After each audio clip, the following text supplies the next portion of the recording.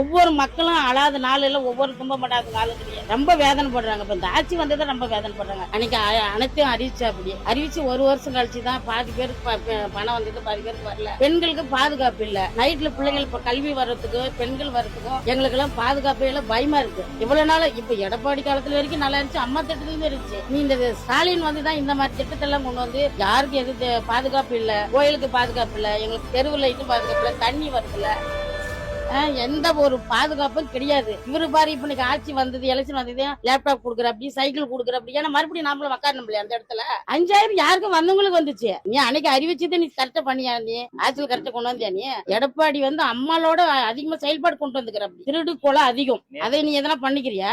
கொலை அதிகம்ப்பா. கொலை திருடு கொலை நிறைய நடக்குது நாட்டுல, தமிழ்நாட்டு ஃபுல்லவும் நடக்குது. போலீஸ் இவங்க கையில இருக்குது. போலீஸ் இந்த அரசாங்கம், போலீஸ் இவங்க அரசாங்கம் சொன்னதப்பா போலீஸ் ஸ்டெப் எடுப்பாங்க. போலீஸ் இவங்க கையில போலீஸ் என்ன ஸ்டெப் எடுக்காங்க? ஊழல் கண்டிப்பா நடக்குது. இதுல கூட்டணி வைக்கிறது ரொம்ப சிறப்பு.